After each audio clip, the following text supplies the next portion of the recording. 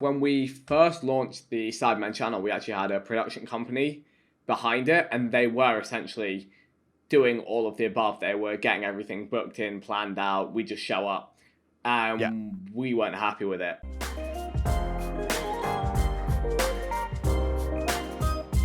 What's up, guys? Welcome back to Watchtime. This week on the podcast, I'm thrilled to have my good friend Vikkstar joining us for a chat. Vikk really needs no introduction, but is one of the most OG YouTubers on the platform. He has more than 10 million subscribers across his 3 channels and is 1/7 of the Sidemen, which you would know because their videos are consistently top of the trending page, but they are one of the biggest YouTube groups in the world.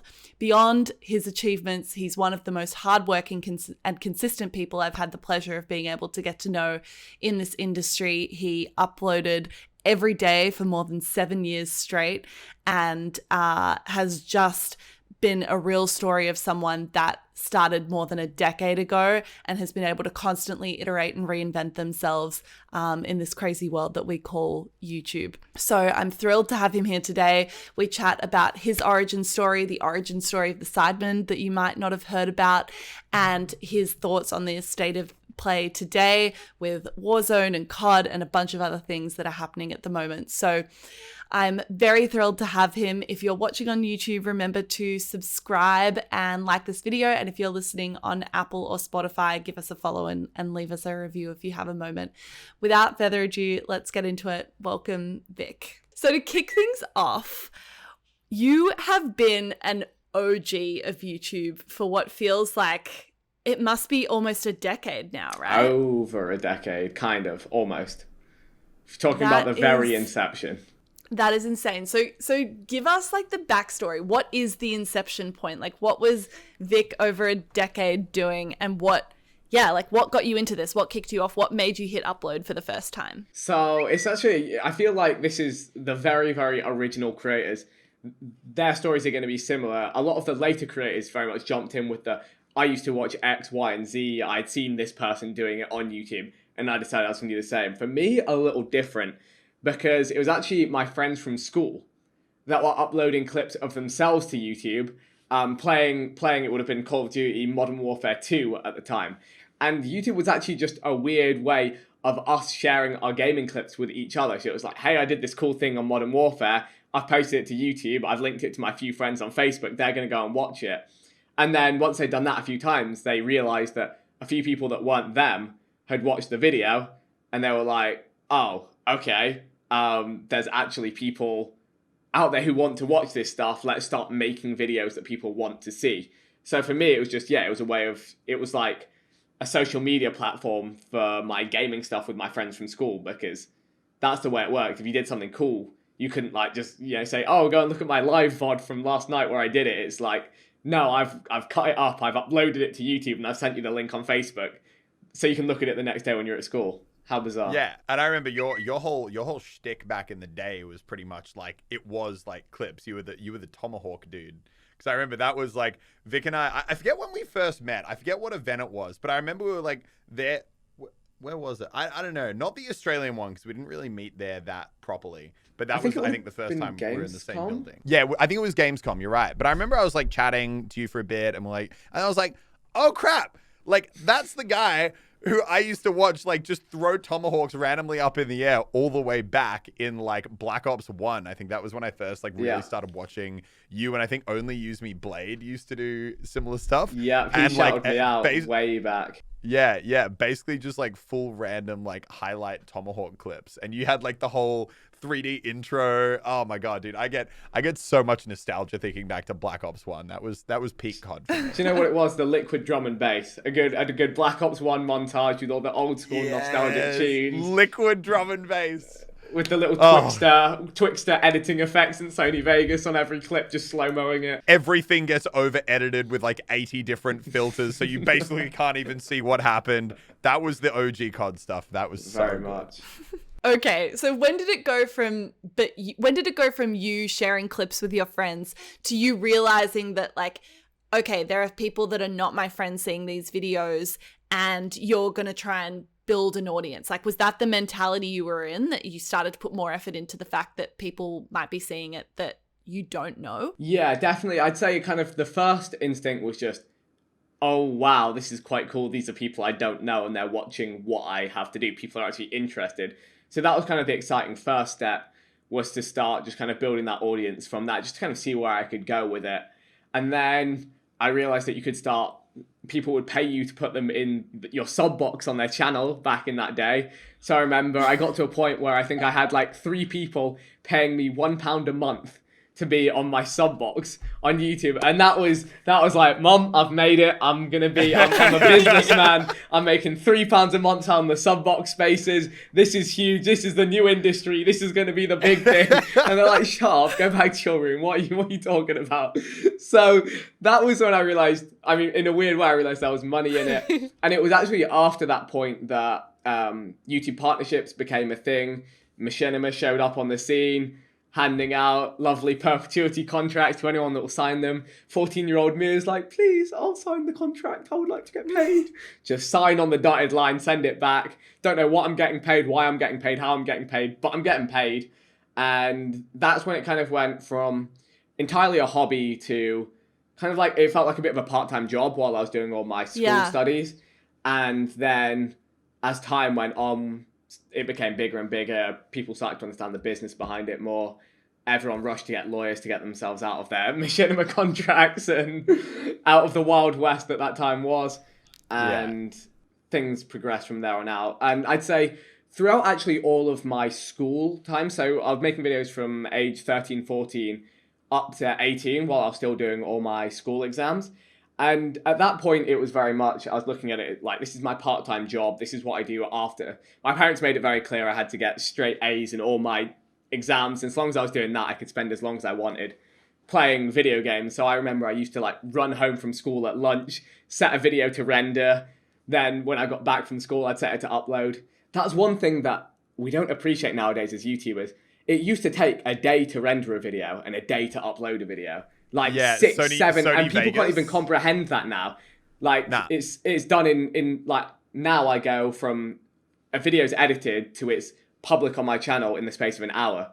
But back in the day, you had to plan it out. You'd be like, okay, it's going to render for 6 hours while I'm at school. Then when I get home from school, I'm going to set it to upload. And then by 10 o'clock tonight, it will be ready to go live. So, and this was like even years after that, where technology was a little bit better. But still, I remember also with internet in Australia, I used to like spend the last 3 hours of the night rendering the video. And during that 3-hour render, I'd be like making the thumbnail. And then because the internet's so bad, when it finished rendering, I would go to sleep, set an alarm for 5 a.m. when I knew it would probably be roughly finished uploading, wake up, set the thumbnail, publish the video, go back to sleep, wake up at 9 a.m. and repeat. Like, it was, they were interesting days. I remember back in the day with Lockie, where literally we'd finish recording a video and he'd be like, I'm going to have to get off now to go and upload that video. Like, I can't hang out with you guys anymore. Like, he'd be on Skype with us and be lagging because he's trying to upload his video for the day. Like, it was like a real grind, but it didn't feel that way because it was so new and kind of, I guess everyone was doing it as like a hobby or a part-time job kind of hobby thing. So I was ticking through all of that, and then it got to the point where I'd finished like my high school, whatever, and I was ready to go to university, and I got a place to do natural sciences at the University College of London. And I thought, well, I did, because YouTube was so new back then. I'd been kind of making decent-ish money for maybe a year, 2 years, and that was very much like a serious thing. Was like, in a year's time, will anyone make any money doing this? Will it be bigger? Will my channel be interesting or relevant anymore? And so it was a hard thing. I couldn't just say like, okay, I'm going to be a YouTuber now. So I took a gap year where I deferred my university place a year. And I said, okay, so I've managed to do well at YouTube balancing it with my studies. So I'm going to go all out for a year and see how it goes. And it was actually at the start of that year, it was pretty sad because all of my school friends went off to university. I was like at home in my bedroom just playing video games. Like, everyone was digitally there, but like as soon as I hit end call on Skype, I was just sat on my own like, okay, this is my life. And I was doing like the crazy time zone, so it'd be the middle of the night. and it was all a bit of a mess. What was like driving you through that period? I think it's That £3 a month he was still getting from his sub box shout outs. we were far beyond that. I think any YouTuber will speak for it. You're seeing the numbers go up. It's It's a drug. Each video doing better. It's a dopamine hit. It's a dangerous drug that just keeps hitting and hitting and hitting. And that was what was driving me. It was just kind of like, and I also, what helped a lot is that I knew I'd deferred like a really solid university place. So that was the driving factor. It was like, okay, if I've had something that I know is guaranteed to get me a high salaried, successful job in life, if I'm deferring that, I've got to put my heart and soul into making these videos. And I've got to, and if it works, fantastic. If it doesn't work, I've got my backup option, my fallback. Back to uni I go. All is good and well. But it was actually, fortunately, GTA 5 came out just around that time. It was that September. Then I started recording videos with what is now the Sidemen. And March of the next year, so about 6 months into my gap year, we were all talking about how living at home wasn't working for us, bad internet, issues with disturbing family members or neighbours. And that's when we moved into our first house together.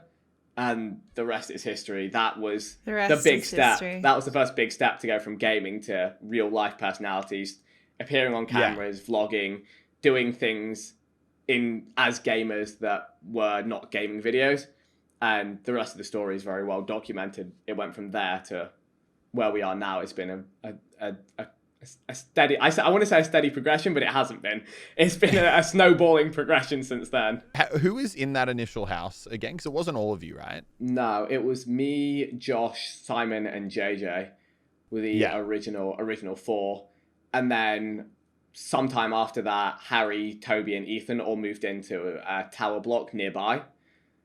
So we kind of had like two sites essentially, and we used the house for filming. We'd go over there filming.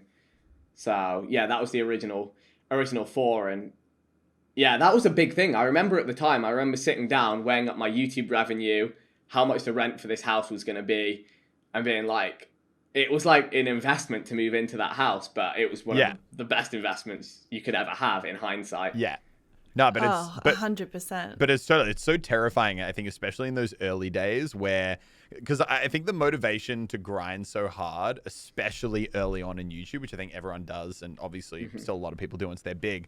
But I remember for me, it was this almost kind of like what you were saying about your uni degree, but this fear that like you've kind of made it. You got like a little bit of traction, like you're making money, you can afford rent. Yeah, but you don't quite feel like you actually have a solid handhold on it. It's kind of like it's slipping out of your hands constantly. Or always. You feel like I mean, to this day, we still have that because that's the nature 100%. of the YouTube algorithm.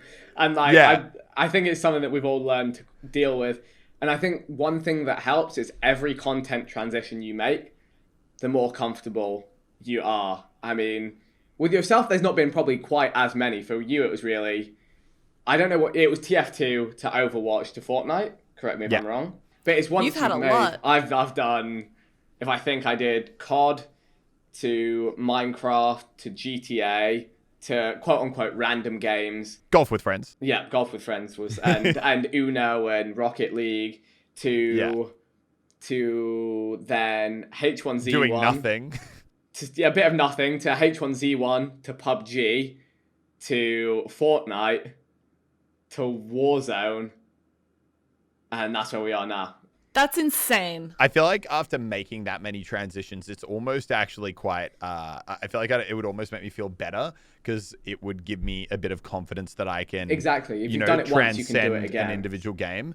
I remember the terror of going from TF2 to Overwatch. I know I initially like blended my content for about 6 months. I was doing TF2 and Overwatch at the same time. I remember that you had it quite rough because for some reason those games, even though they're quite similar, I remember the audiences. Yeah, clashed. no, because that. instead of because people didn't see it as, oh, this is like a cool game that will also fit into the category I like. It was Overwatch is coming to destroy the TF2 community, and then like if you played Overwatch, people were like traitor and like all that kind of stuff. So you had this audience. I was like, I'm trying to not alienate anyone, but also I know that this is like the place to be, and I've also have like 5,000 hours in TF2 and I can't play the game as much anymore. But then like what you were saying about that confidence, like I remember going from Overwatch to Fortnite, and I was like blurred it for a little bit, and then I was like, okay, now I'm playing Fortnite. Like I'm just doing it. How important, like you've had many different eras over your YouTube career. How important do you feel like making those changes has been for your success now? And how do you know when that right moment is to make a change? So it's been absolutely key making those changes at the right times. I remember the big one as well was when I went from Call of Duty to Minecraft. That was a polar shift, and I remember all the COD fans were like, what are you doing playing this blocky kids game? We're all unsubbing. And I actually made a new channel, which turned out great because my Minecraft channel was a kind of huge success and allowed me to build a lot into it. But I would say that you never really know when the timing is, but it's always really important to make those shifts, and you have to make them kind of eventually. I think doing them gradually is always a better way, just to kind of try and ease as much of an audience over as you can to not kind of alienate people. But the answer is that you never know. You never know if you switched at the right time or not. And you do see it kind of go well for some people and not so well for other people. I think that's the nature of YouTube. It's like you never really know. Maybe you jump too early. Maybe you jump too late. You'll never really know. Just put your all into it and hope for the best kind of vibes. Yeah, you do have to kind of, at a point, just kind of like throw yourself into the algorithm and like pray to the YouTube gods that they don't just like chuck you out on the side of the road. And I guess a lot of testing, looking at the numbers, that's how you can work out if it's right. I guess realistically for me, it's always been a phasing period. And I'll see if the content is growing, and I'll see if it's, and when one of the content verticals, usually the new content vertical, is doing significantly better, that gives me the confidence to drop the original. But sometimes I'll start going into a different game and I'll see that there's no interest, or the interest dies after a week, and then I've come back. Good example, Fall Guys. I made like 3 Fall Guys videos during like 2-3 weeks ago, and they absolutely blew up, 1 million views, more than all my Warzone content. Yeah. But then the third, it was diminishing returns each time, and now I can look around and see there's not as much interest in that game anymore. So that's when you delve into it, but it's like, oh, I'm not going to become a Fall Guys YouTuber because there's no longevity in this. Back to Warzone. Yeah, 100%. I think that's one of the things you actually learn quite well going through like enough YouTube cycles as the game comes out, and you can, I feel like I'm pretty good at instantly kind of calling what it actually, like if it's going to be like a longevity game or if it's kind of like a flash in the pan. And I think Fall Guys, I'm so glad came along because it was like a great break for a few weeks. It's a good week and a half. But yeah, literally. But I don't think it was ever going to become like the next big game. But yeah, it was definitely a fun little break. I feel like when you say giving it your all is also one of the key things, that was one of the points I remember when we first met for the first time, and it must have come up in conversation how many videos you've uploaded and how consistently you've been over the past 10 or 11 years. I think, was it last year actually when you were taking a break and it was the first day that you'd missed a daily upload in I want to say that was how many? I want to say that was 2 summers ago. It was the I remember summer that. of the press conference for KSI versus Logan Paul, the first fight. So I want to say 2 summers ago. That's insane. So maybe talk a little bit about how consistently you'd had uploaded up until that point. And yeah, it was something like 7 years of like a video every day. I think on average to this day, like across my YouTube career, I've posted like 3 or 4 videos on average. There was a good like 3-4 years where I was doing like 4, 5 or 6 videos every day. I don't know how I did that. I don't think people understand how insane that is. Like 7 years of daily uploads. I mean, but also on top of that, doing Sidemen at the same time. Like, well, that was actually pretty much before Sidemen was a separate entity. Yeah. At that point, Sidemen was just collaborating in each other's content. It made it easier because we were doing 2 Sidemen gaming videos every day. The thing that like it was definitely kind of not easy to do. It required a lot of planning, thinking ahead, a lot of kind of sacrifice of I'm not going to go away for this amount of time. If I go away for this amount of time, I'm going to prepare all of these videos in advance and work really hard. But it was made easier by the fact that that's how content was back in 2014, 15, 16. it was very easy to just to rinse out content. There wasn't so much of a high standard held to content. I guess realistically, probably because it wasn't as saturated.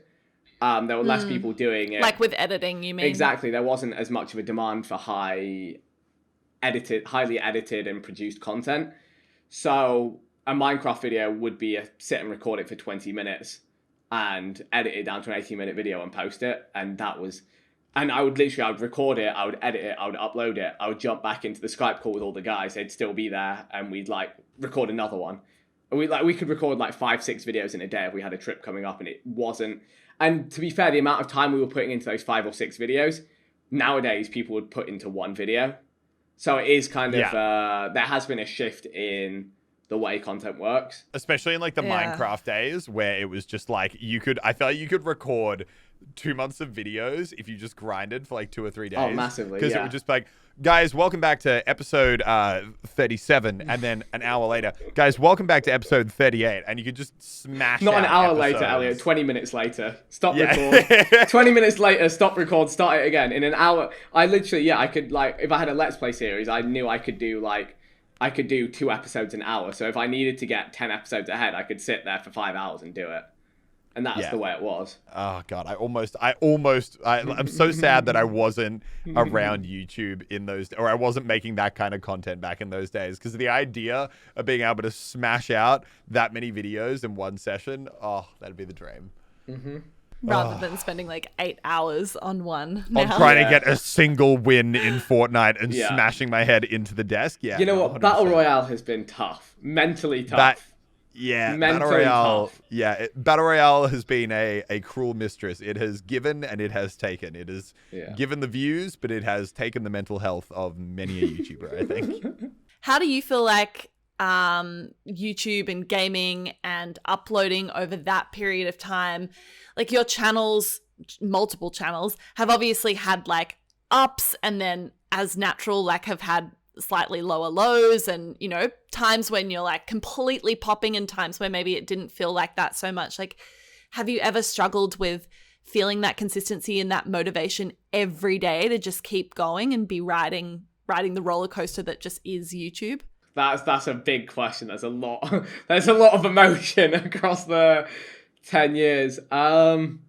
It's tough. It is very, very tough because you're constantly trying to evaluate kind of what your time's worth and what is worth your time. When you have an infinite number of games that you can be producing content for, you have an infinite numbers of ways to produce content within those games. And I think it can be really, really tough. And especially when you see the viewership go down, when you're putting in more time and getting less views, that's potentially one of the like worst working feelings you can have. There's not many other jobs, I want to say, that are quite like it, where you're at the mercy of an algorithm. I'm trying to think, actually, can we think of any other jobs where your livelihood is determined by an algorithm? I think what's also the thing is like, I can't think of any other job where you are getting a report card on your performance every minute of every day. It's bad. Like it's bad. It's so bad. Yeah. It's really the real time graph is not. They should ban that. They should just ban that. YouTube. You know what? I enjoyed YouTube so much more before that because you would wake up the next day and you'd see roughly the number of views and you'd be like, yeah, looks like it's done all right. Now you wake up the next day, it's like, oh, your video's performing at 9 out of 10. People are watching it for less and people are clicking it less. And you're like, oh my goodness. And like, and YouTube tries to phrase it objectively. They're like, oh, you know, like your video's got a slightly lower click-through rate. Like you can improve this next time. But I rate it as YouTube's like, you useless. Like you suck. No one likes your content anymore, bro. You're a dead channel. You think we're gonna put you in suggested again? Nah, mate, you're done. And I'm just like, The people that are watching that are not creators, on the back end of YouTube, when you upload a video, YouTube gives you like a little report card on the performance of that video. And now is like quite literal where as Vikk said, it will say like, out of the last 10 videos, like this video is performing the worst and less people are clicking on it, less people are watching it for a long time. And it's being shown to less people and it's not a nice... You hate to see it. You hate to see it. It's pretty aggressive. Have you had moments where you've really been like kind of down on YouTube, or do you feel like you've been able to develop enough of a sort of resilience now where you're aware that there'll be times when things are great and times when things like aren't as great, and those good times will come again? I think it's something that, definitely you learn over time. I've been getting better and better at kind of not... And one thing that's dangerous that's so easy to do is to see the views going down and push yourself harder as a result. And it's like you create this cycle of like, you can't fix... Sometimes you can't kind of fix the problem. And I think definitely just having, seen rises, the more rises and peaks and troughs that you've seen, the more kind of comfortable you become with it. But being totally honest, at the end of every big game's life cycle, at the end of every big content window's life cycle, there's always that feeling of just like, what now? Kind of that uncertainty, that concern, that kind of slight irritation when you're sat there thinking like, I could have made this exact same video a month ago and it would have got X number of views, and I've made it today and I've put all that same effort and time into it and it's got 50% of the views. And the other one that just always gets to me is when you record a video and your software isn't working or the video hasn't turned out well, and you feel like you've been working all day and someone's just come along and said, nah, you're not getting paid today. Nah, that's everything you just did was pointless. You may as well have not sat down and done anything. And it's those moments that they definitely get you down. And I think it's only recently I've learned that I need to have things that I'm working on and I can succeed in outside of YouTube to make sure that my whole life isn't determined by that roller coaster of viewership and success.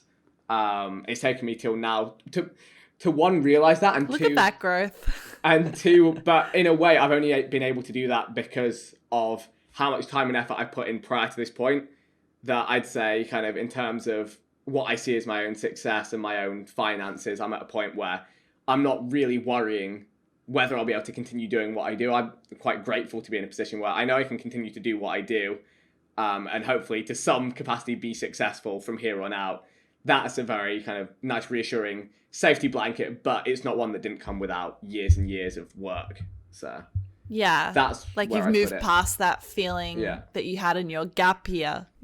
Well, I was gonna say like I think to your point, I think the most stressful part of YouTube for me is always like, you're totally right, when you get to that point that you think is the end of that game's life cycle. And a lot of the time I think it's both like mentally for you and also in a view sense. Like I know with Overwatch, after doing that for like 2.5, 3 years almost, it is a linear 6v6 game that I was trying to make daily content on for 3 years almost. And it gets to a point where, like, you wake up in the morning, you're like, what can I do? Like, what can I do? It's the same heroes. The events don't change. They've done the same events for 3 years now. I've played this map a billion different times, and I would literally just go back, look at a video I did 3 years ago that did okay, and I would just replicate it. And I remember it gets so stressful because your mental health is going down because you're not enjoying playing the game. You're not kind of getting any like enjoyment from making content because it's the same content you made 1,000 times. There's no creative fun there. And then the views are going down. But I feel like every time I have gotten so lucky. Like I was getting bored with TF2, bam, Overwatch comes out. And it was like the perfect replacement. And it was a very like... of all the games that you could transition from, TF2 to Overwatch was probably one of the easiest. And then right as I was like getting to the point with Overwatch where I was like, oh my God, I can't keep playing this game. Like I'm going insane. Bam, Fortnite comes out, goes all the way back up again. And then we're obviously all still riding the Fortnite train. But yeah, I've never had to go as much into what I think has happened to you a few times, right? With the variety games where you're just kind of like, golf with friends. Although the variety games were the big thing then. The variety games were bigger than GTA. That's when actually Lannon really started taking off as well. He was all about just the variety games, just pick up anything and play anything. I miss that era because that era actually has come and gone. And that was a time where it was in the early days of the Sidemen. We could pick up any game and play it. We could play Call of Duty, Rocket League, Uno, and it would all do well. And that was a cool time. So... that didn't actually feel like such kind of an abyss of what do I do. Okay, so let's talk about the Sidemen because I think this is I find I look up to you guys so much. I feel like Elliot and I have always had amazing things to say about what you guys have achieved because I think few people probably appreciate how insane it is that you guys have been as consistent as you have for as long as you have, and everything you've been able to achieve. And, you know, even over the last month, you guys launching like Sidemen Reacts and how incredibly successful that has been. I feel like YouTube groups are something that is tried by many, and over a long time, you know, it's hard to be successful with that. What do you feel like you guys have done differently, or what the secret sauce is that you guys have that's allowed you to like achieve what you have and still have such like great relationships? One of the most key things that we always pick up on is that we were all good friends before we started making videos together. We had got to know each other from gaming events and kind of chosen to start recording games together, not because of any kind of numbers. It wasn't that any of us had like a certain, you know, size channel. It wasn't because anyone had put us together. It's just we happened to get on really well, and we had a good kind of chemistry between all of us. And we were able to build from that and build all of our numbers up as a collective through that over time. And I think that's been the biggest thing. And one thing that we've always has been always our criticism of other groups on YouTube. A good example in my eyes is the huge Minecraft group that probably came around a little before us actually, which was Team Crafted. And that was very much a group of the biggest Minecraft creators that banded together to create this super group, which, yeah, it blew up. It was huge. They were all huge, and it helped all of them. But it never had that longevity because I feel like the members of the group grew apart and had differences that they weren't kind of willing to settle. And I feel like that happens with kind of a lot of groups that are built around being a business. And that's, I guess, another, I think, redeeming factor of the Sidemen is it's not a business. We're a group of friends that collaborate together, split everything evenly, and just aim to kind of help each other out and just create fun stuff while we're doing it. We haven't set out as like, okay, we're going to hire, you know, this amount of, you know, these people take over all of these roles and we're going to bring people in to do X, Y, Z. It's very much just, we are a group of friends. We make content together. We work on the content together. We put it out and we kind of share the rewards of it together. I think that's a key part of it. It's never been like, okay, so you are X size channel at the moment, so you're going to get X%. But then it would create all sorts of issues because YouTube is such a volatile platform. I think some groups try and create, oh, I'm this size of a person, I'm offering this amount of value, so I should be entitled to this % of whatever's going on. But then 4 months later it might fully flip, and then they've got to make the agreement to where, and I just think negotiation wise we don't really have to negotiate between each other. It's a very simple, just we share everything, we work together on everything, everyone attempts to put in the same effort. We all have our own strengths and weaknesses, areas of the business where we're able to excel. Maybe some people more creatively, some people more from the business point of view, some people more from the video production point of view. And I think that has allowed us to kind of push quite far. And we all have a huge diverse experience of the platform. I think those are kind of the core factors and features of why we've been able to achieve what we've been able to achieve. And and it's because we're relying on each other, we're kind of forced into now creating consistent content. And you don't really, if it's a democracy. Everything gets voted. Yeah. If the majority of the Sidemen have voted for something to be a thing, it's a thing. If you're in the minority, you don't get a say. And everyone, I think, also has a small enough ego to accept that. And we have huge disagreements over how things should be done. But we're all very happy to sit there and say, if I'm in the majority of this group, then I will do as the rest of the group wants to do. I think that's a big part of it as well, that makes it work. There's no hierarchy, which makes things tough. It also makes it very hard to move into new areas, to push forward, to kind of go to a new space, because you have to convince everyone that it's the right move. But it also gives us a lot of stability in the areas that we do work. So those are, I guess, behind the scenes, the key factors. I think it's amazing that you've been able to maintain that mentality as it's grown to the point that it's grown. And I love that you like refer to it as not a business, despite the fact that, you know, you have a channel that's generating hundreds of millions of views a month. You now have a second channel that's on track to generate, or a third channel, that's on track to generate that many views a month. You have an incredibly successful clothing line. You've done a YouTube Originals line. I'm sure that like you are presented with huge opportunities for Sidemen, maybe that people don't even know about, and that you've been able to still keep that feeling of things being a democracy and things being the group of you. Yeah, like have you ever had moments where there's been massive disagreements, or you feel as though there's been times where, oh gosh, someone wants to take this a completely different direction than what other people want to do? Pretty much all the time. Like actually we've been quite good since lockdown. That was one really tough one, was at the start of lockdown. It's like, how do we deal with the fact that we can't shoot all of these videos that we wanted to do and plan to do? And there's always such contrasting opinions, and but I think that's one thing that is quite good about all of us as well, is we're all, we've known each other for so long, and we're quite happy to be very kind of honest and blunt with each other.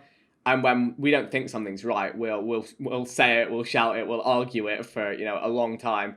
And some days we'll sit down to plan a video, and we'll sit for 2 hours going around in circles telling each other that the idea that each of us has suggested is stupid, and pulling holes in every single thing that... And sometimes we'll be like, okay, well, it's been 2 hours. We have no idea what we're going to do next week.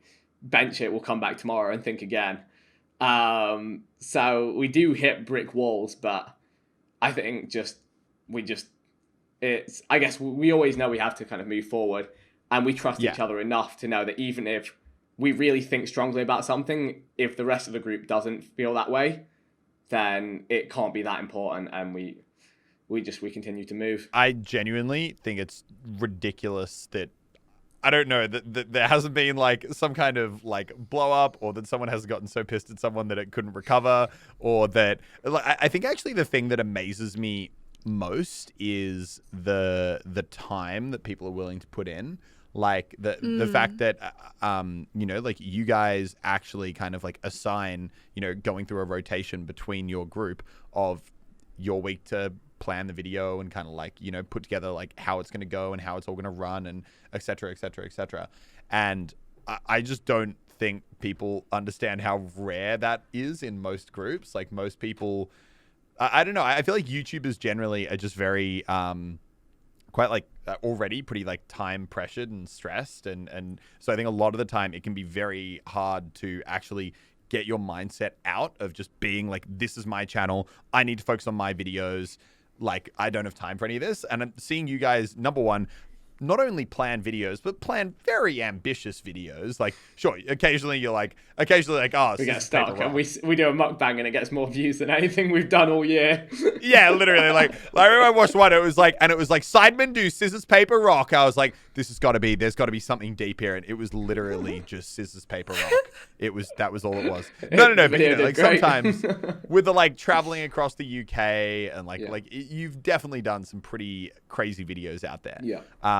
And the fact that you guys will take days out of your schedule to go and shoot them, film them, travel places, like all of that is, I don't think people understand how rare it is that a group of YouTubers will be able to actually pull something like that off. And especially like, I remember I used to think you guys had a team of like 7 or 8 people who were all running like the channel, and you guys would it's us. And you guys would like rock up on the day and they'd be like, all right, you're doing this, and this, and it's all been organized. Yeah, the fact that you guys do it yourself, that blew my mind. So funnily enough, when we first launched the Sidemen channel, we actually had a production company behind it, and they were essentially doing all of the above. They were getting everything booked in, planned out. We just show up. We weren't happy with it. Every time we'd look at the content and we'd be like, this isn't how we would do it. And more props to the other guys. They've been doing kind of those kind of videos for so long. They spent, you know, several years making those kind of in real life videos, and the people doing the production just weren't hitting it and setting it up and planning it out the way we wanted it. So that's when we took over control of running them, and it's been that way since. and probably been a lot more successful. Yeah, I think, and that's just, we just like it to be kind of in our own hands, just 'cause we have so much experience of making that kind of content. What do you see as like the future of the Sidemen? I mean, it seems like sort of part of what makes it great is that you guys maybe haven't thought like too far into the future about, making it into some huge multi-million-dollar empire, although it already is. Like, do you see this as something that is keeping you guys like tied together as friends? Do you see it as like ultimately one day maybe you won't want to be doing as many gaming videos as you are now, and it's an amazing thing that you're going to be able to still have in the future? How do you see it playing out? No, I think it is. I was going to touch on this earlier. It's been really great for us to refocus. And when we've all been making videos individually for so long, it's actually really nice to be able to know that we can consistently lean on each other for the content. We can bounce off each other. We can turn a lot of the shoots into things that we would like to do anyway. In a way, it's a way of reigniting the fun in hanging out as friends, making content.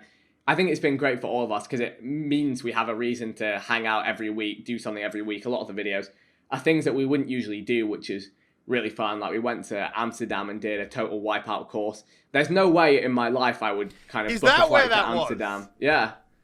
I thought that was literally like just down the road from where you were all living. No, like, we these caught a flight. Sons of bitches, how have they got this crap in their backyard? That's the best video ever.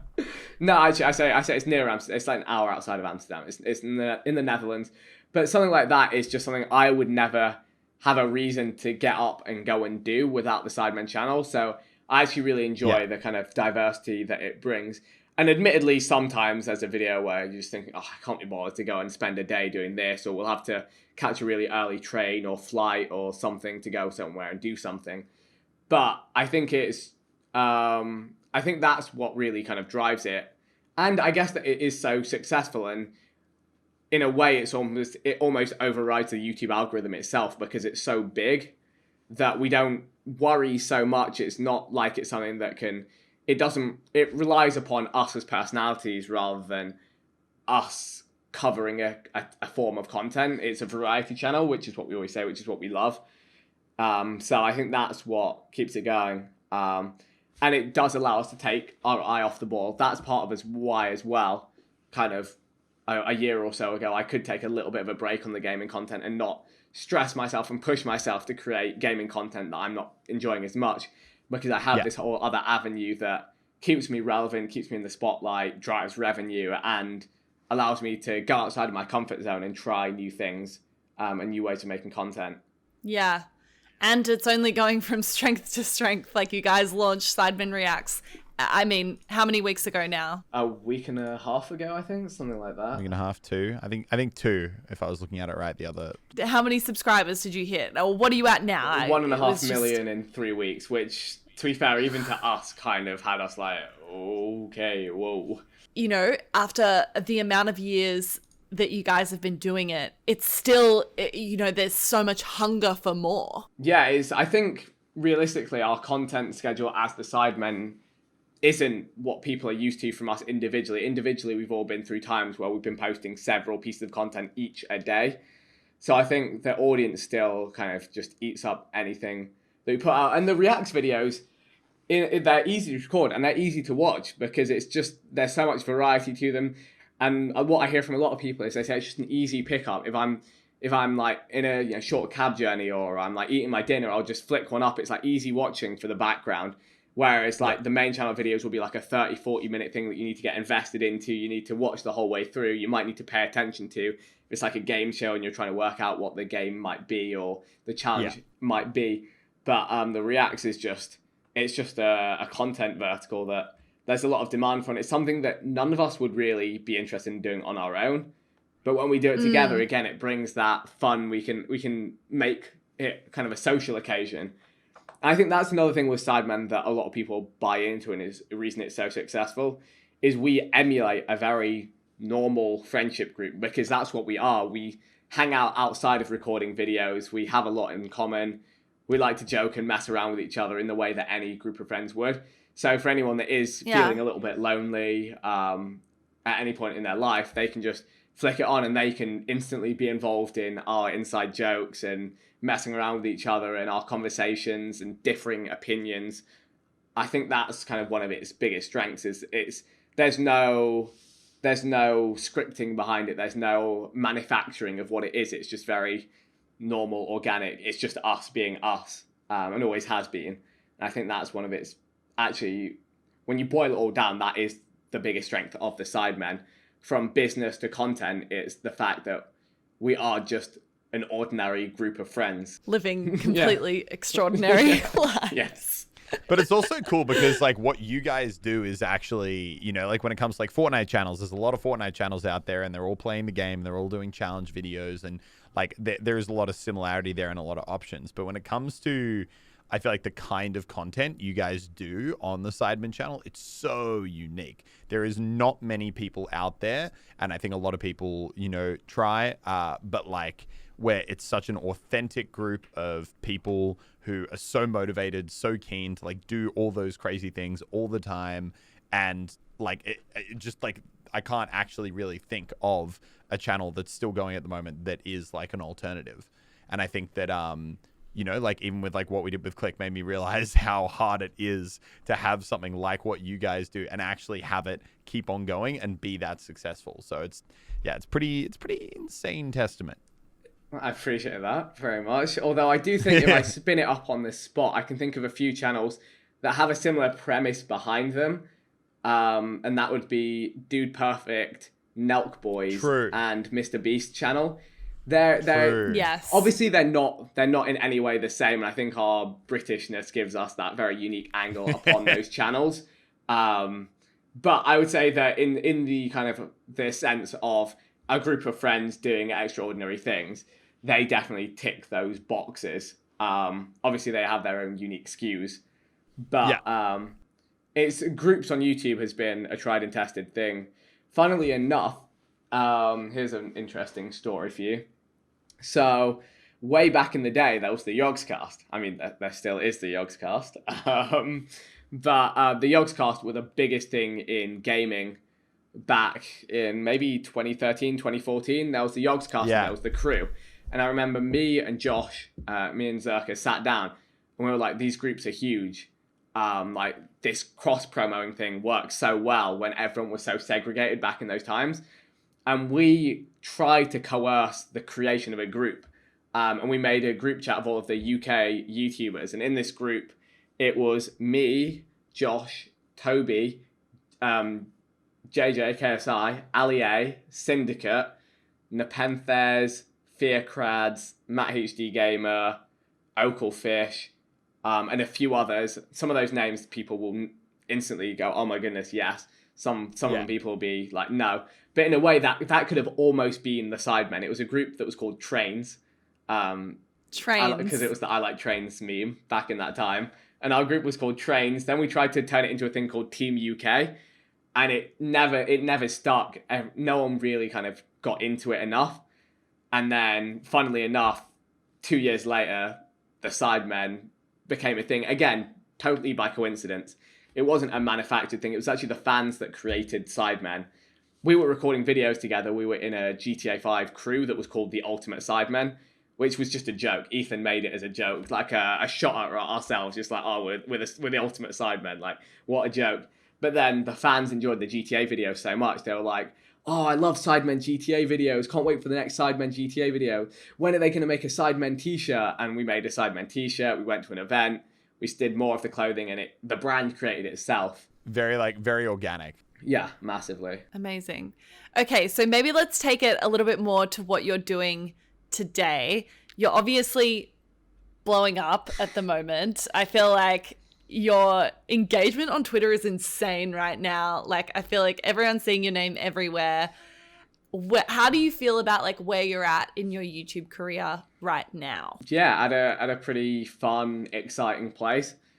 A little disappointed that what has been my biggest recent success, which is Warzone, is starting to tail its way off. That's always a disappointing thing. You always want to see consistent gains in something new that you're trying out. Feeling a little let down by the game's development And what I realized is that Fortnite was a game that really spoiled all the content creators in its first few years, because a serious weekly gameplay update is every content creator's dream. And now Fortnite doesn't do that any longer. Modern Warfare is not even close to that, and it's really hard to generate hype in something where you don't have something new. But even though Fortnite doesn't do it as much anymore, like, I would say that they're definitely kind of, I feel like they kind of went on a bit of a thing where it was like so many updates, then they really toned it back, but I feel like they're really getting back into it. Like this season, I think they're adding like 2 new POIs a week. They're adding new heroes, new abilities, like all the time. Yeah, but I think Fortnite, it's just such a it's a great cycle, because it makes the content ideas easy, because you've always got new stuff to just make videos on. It makes the audience want to come back in and re-engage, because they're like, oh my god, what's this new thing? You know, it's not the same video over and over again. Like, Fortnite, I'm actually amazed that more developers haven't really latched onto that, because that is what I credit. Can. Yeah, I think you're right. I think Fortnite they really adopted that mantra of, what is it, you know, like make mistakes and make lots of them, or move fast and break things. Move fast and break things, which like Fortnite, like they'd be like putting stuff in the game so hot that it would just come in and it would be like completely broken. Like, you're like, what, did you even play test this? Like, this clearly doesn't work. But it doesn't matter, because, and they're like, we don't care, we'll patch it next week when the next item gets added, just go, and everyone's just kind of like doing stuff, and you know, sure, a lot of the time it was glitchy, but it didn't matter, because people would just keep coming back and back and back and back and back, and right when you'd be like, getting a little bit bored of Fortnite, and then like, bam, new season, like everything's changed, like now you can fly and float and go through these rings, and you're just like, oh, and then you get like a little bit tired again, and they're like, bam, we changed the whole map now, and you're like, oh god, I'm trying to get out, but I can't. And no game is doing that, and I feel like people will dip out for a month or two, maybe go try something else, and they're like, and I'm bored, and I'm back into Fortnite now. Fortnite's a totally different game, and I'm keen to play it again. But I feel like Fortnite also was one of the first games that really saw the value of its creator community and how important that was for the longevity and the success of the game, and making it really into pop culture. Yeah. And I feel like now you see, I feel like Warzone has done that. I mean, they're obviously adopting elements of what Epic's done with things like creator codes and the tournament that you've been doing. Do you feel like, how do you feel about that sort of thing? They've definitely taken steps in the right direction, but I just think keeping up with what Epic Games have been able to do and the infrastructure that allows them to do that, I think any AAA game developer is just, they have been shown to struggle, and they do struggle. And I definitely appreciate the effort, and I think it's given Call of Duty Warzone a much longer lifespan than it would have had otherwise if they'd have just released it and said, this is your Warzone game, play this for a year and we'll be back next year. They've done very well in releasing seasons and changes, but I guess it just feels like the changes aren't overwhelming enough, and I don't feel like they have like any huge changes left in the locker. And I feel like partially because they have their yearly release cycle that they still work to. So they almost, in a way, I feel like they've got to a point where they're just like, okay, right, we've planned all of our little changes for this game cycle. Now onto the big next game cycle. Let's work on that. And I think that kind of makes it tough for creators. It creates this seasonal burst of content that dies off quick. So not to get off topic, but I think it would be, you know, dumb to have, you know, you who's probably more involved than anyone I know in the COD community and not actually quickly go into it. But like, how do you think this next year of Call of Duty is really going to like fit in? Because I've heard that they're trying to make it not quite, and correct me if I'm wrong, but like what I heard was, especially with Warzone, they're almost trying to make it feel like when Fortnite does a new season, to a point where it's not supposed to be like totally like everything that you've done is in the trash. Yeah. Is that kind of what everyone's expecting to happen? It to actually be a blend? I'll be honest, no one really knows what's going to happen. All I think that has come out is that Warzone is going to be a persistent thing, is all that we know. So whether that means that the current Warzone game and engine will be reskinned in combination with the new COD, whether the new engine will be applied and the new map will be applied to the new Call of Duty game, I don't think anyone really knows what happens. I personally am a huge fan of the current engine that they're running Warzone on, but in my head, that doesn't quite compute with. I don't know how you would release a new Call of Duty game with new weapons and guns, and then have those also in Warzone, but on a different engine. I'm no expert on any of this stuff, but that doesn't quite make sense to me. No, I agree, and I think the current engine just seems to operate. For those of you who don't know, because I know that not everyone is totally game lingoed, an engine is basically like, think of it like the rules of the world, like the way physics works, the way that it feels when you run or slide or open a door or shoot a bullet. Like it's kind of just like the unique feel of the game, I guess is probably the simplest way to put it. But I know that, before Warzone Blackout, which was the one for Black Ops 3, yes, right? 4. Black Ops 4. Black Ops 4. Yeah, that one, it didn't feel bad, but it definitely didn't feel nearly as like fluid and smooth. It felt a little bit jankier, a little bit more like on the rails, where like everything was a bit more like scripted movement. And yeah, I think it's going to be so interesting if there's this engine that people have fallen in love with, all of a sudden changing that. Because I remember in Fortnite was talking about, we're going to be upgrading to the new engine, and there could be some minor physics changes, and everyone was like flipping tables, like, nah, we're not going to play the game anymore. It's ridiculous. And you'd like kick a basket. No, they didn't, but they did the engine change. They did it so well that no one could tell. There was almost I don't think you could tell, really, and I still don't know if they've like fully activated it to the point where anyone could tell. But yeah, I think that's going to be so interesting, because obviously Warzone's probably arguably one of the biggest successes that Call of Duty's had in a while. Beyond the since Black Ops 2, I think in the last several years, it's the biggest success they've had. It's the biggest profits they've ever seen. Which is exciting, but it's just whether they clock onto why that is, and whether they actually deep dive and work out what is the reasoning behind that and how to continue that. That's definitely a concern of mine, but I'm hoping that they're going to keep things in the right trajectory. Yeah, but regardless, I think you're right that Call of Duty, at least to a certain point, they've learned a bit from Fortnite.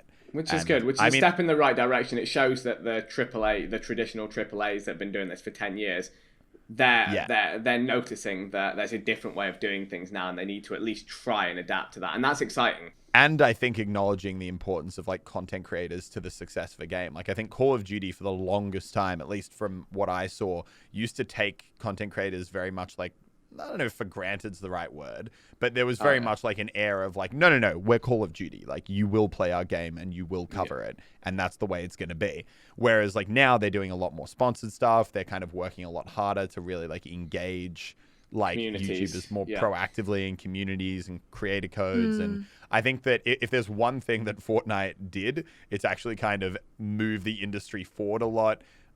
In terms of the way that games are run, like the more live service stuff, like keeping it fresh, keeping it updated, because I think you're right, don't get me wrong, COD didn't go anywhere near to the extent that Fortnite did back in the day. But I think even like stuff like having the little mini live event and putting the Easter eggs in that were like developing a miniature narrative within the map throughout the season, like that's still more than Call of Duty's pretty much ever done before.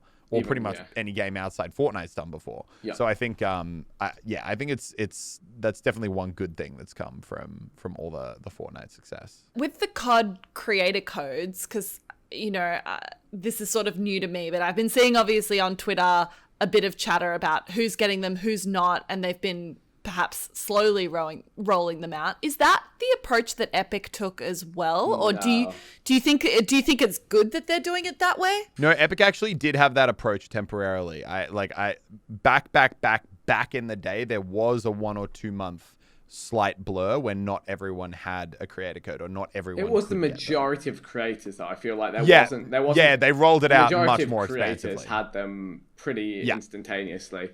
Whereas Call of Duty has been a very, very slow release, which is a bizarre one. I think they've definitely upset some kind of heavily ingrained members of the community who people would expect to have a creator code and don't. And I saw Nadeshot not get one, and I was like, that's like the most some OG. people who've been huge on the especially another one is Pamaj, who's been covering the game since its inception on YouTube. That is a bizarre one. I just think just a slight lack of understanding of the community.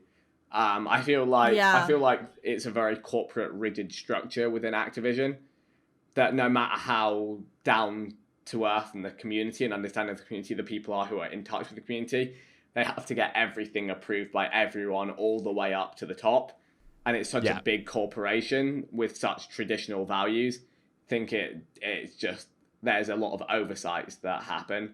And to the average community member and gamer, they'll be like, why on earth has that happened? Why is this like this? But I think it's never as simple as someone who knows how to fix it going and fixing it. It's like they have to speak to the right people, get the right things approved, get it released. Yeah. Some of the commentary I saw on it was, there was obviously a lot of chatter that there were some of like the greats of the community that didn't get them. I saw that there was like a pretty high correlation between the people that got them and the kind of viewership that they're actually getting. Like there are some greats of the industry that are undoubtedly, major players in the community, but perhaps aren't currently getting the most significant viewership. I think that's what they will base it on, but the community doesn't look at it in that same way. That's a very business driven way. It's about the respect.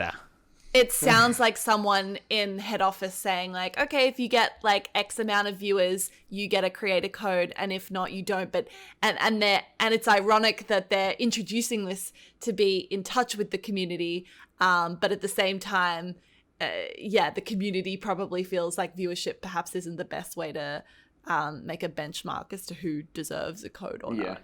But also arguably, and I know this is like a big thing when Fortnite creator codes came out. A lot of the time, like the real benefit of creator codes is they allow a lot of people who necessarily aren't doing quite as well, but might have a really dedicated community that wants to get behind them, actually allows them to bring their revenue up and do better. Because I know that, back when Fortnite creator codes came out, everyone was like, oh, like Ninja shouting out his code is obscene because he's already making millions and millions and millions of dollars. Like, you should be telling people to use small creators codes. And there was a lot of push and pull there. So I think a lot of the time, the community will actually a lot of the time rally behind the smaller but more like dedicated creators with codes that they see as being a little bit more, kind of like, in the mud, or kind of like, part of the community a lot more actively. So I think you can definitely get it from a corporate point of view, but I think that's always been Blizzard Activision's problem. Or, I mean, it's like, I would say it's a problem, but it's obviously an understandable one, is that they're just so much more rigid and corporate and traditional than a company like Epic, which is still majority owned by its founders and can kind of just say, like, oh, let's, do this. This sounds cool. Like, just shoot it. And if it doesn't work, like, it's fine. Like, we'll fix that later. But, I think they're a lot more willing to run on the fly and just do stuff and see how it goes. Yeah. But, I think the creator code thing is very, very cool. But, let's, I hope for all our sakes that the next Call of Duty is a fun one. Because I love playing it. I love playing them when they come out. If only we could play. Damn you, Ping. Yeah, COD's like the one game. Vic and I will occasionally do games of Dota together and play exclusively heroes. Yeah, play exclusively occasionally. Heroes. Look, Vic's playing Dota every day. Yeah, I've been actually playing it a lot more recently, but back when we had everyone, because there have been a few times where we've all been on roughly similar ping, right? Like when I was staying in the UK with you guys. Those were good times. Like, those were really good times. I forgot that was a thing. That was so much fun. You and Lockie both came and stayed in the Sidemen house for like 2 weeks. And we went skiing. That was quality. That was so good. I remember the minigun coming out and like everyone running up and down the stairs trying to like jump on setups. Oh god, days. Oh, pre 2020 days. Pre 2020. All right. Well, I feel like we're coming to the end of it. Vic, one last question. What do you feel like you're going to be doing in 5 years? Is YouTube, like, do you still feel like YouTube's your thing? Like, could you ever see, I mean, you've been literally doing it since you were like 13. Could you ever see yourself doing anything else? I don't know. I ain't got a clue. Maybe I like to think I'd be doing YouTube, but even to another level of like casualness. Maybe I'll be like I'll have my own house by then, and I'll be like doing some like renovations, and I might be vlogging a bit of that. I might be going on a holiday and doing something cool, and like maybe I'll vlog that. Maybe I'll similar to like what Syndicate does these days. Perhaps, but like it wouldn't be daily vlogs ever. That nothing terrifies me more than the concept of doing daily vlogs, because I just feel like the dangerous thing with vlogs is I could go on a massive tangent here, but you end up living your life for the video footage rather than the actual experience itself. So that's kind of, it's a double-edged sword, and it's really nice to have kind of like a video diary of things you've done and be able to share it, but at the same time, it can also take away from experiences. So I guess in an ideal world, I'm still playing games that I enjoy, covering them maybe in not such an intense way. I'm just doing what I do now. I'm filming things I enjoy and posting them up, and I'm happy doing that. Maybe working on some stuff outside YouTube. Who knows, but YouTube, I've had a lot of opportunities to get involved in things outside of YouTube, but for me, it doesn't matter kind of what the end result is. I just enjoy making content and seeing the response and being in part of a community. So hopefully still YouTube in 5 years, but we shall see. We shall see. Yeah, I think that's how I feel as well. I'm like, I love the idea of, I think always still doing YouTube, but the plan is not to just burn out and stop, but just to not be like mature like a fine wine. Exactly. Not absolutely like just put myself into like the dirt on a grind anymore. Yeah, exactly. We come back in like 10 years and Vik's like a family like dad vlogger. Oh boy. His 12th and 13th channels are like his kids' channels, getting the good Pass CPMs. on the torch. They're like, Dad, I want to go to school. You're like, you're gonna stay at home. You're gonna unbox these toys. He's like, when I was a boy, I was uploading 4 times a day. What are you doing? Like, Dad, I'm studying a law degree. Exactly. What are you doing? Alrighty. Thank you so much, Vikk. Always a pleasure. Likewise. Cheers for having me. It's good to catch up. Hopefully next time is in person. But Let's I'm hope. not very hopeful for that. But maybe some more virtual catch-ups are in order. Because that has been one thing. I feel like I've lost touch with the international crowd, which is a shame. Because you're some good people. I must say. Yeah, don't worry. Dota will do that for us. Dota is our new version of golf. Go for a round of Dota. Thank you so much, guys. Thank you for watching this week's episode of Watchtime. We will see you next week. Bye-bye. Cheers, everyone. Bye.